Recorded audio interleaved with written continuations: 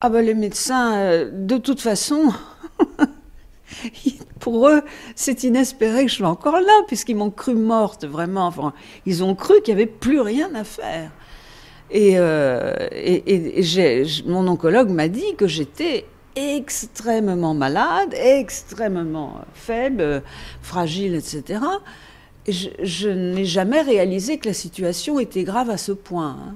Je suis une miraculée, mais enfin la médecine occidentale et la compétence, le talent de mon médecin, ils sont pour beaucoup. Je me souviens surtout du choc de la tête contre le carrelage et après blackout pendant 3 semaines.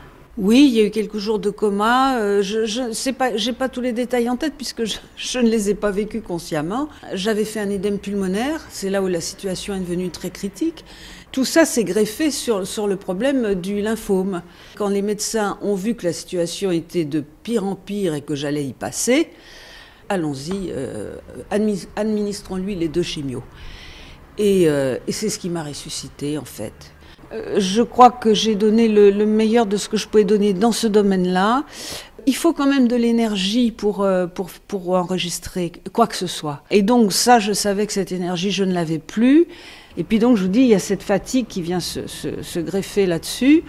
De toute façon, je vais être boudée par les médias parce que j'intéresse plus, enfin en tout cas par les stations radiophoniques.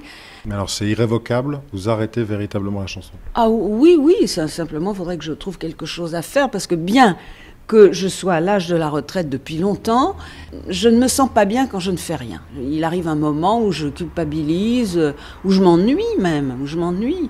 Mais je ne sais pas. Franchement, je ne sais pas. Pour l'instant, je ne peux pas avoir de projet puisque je ne sais pas dans quel état je serai en septembre, hein. En septembre, normalement, les chimios, on arrivera au bout.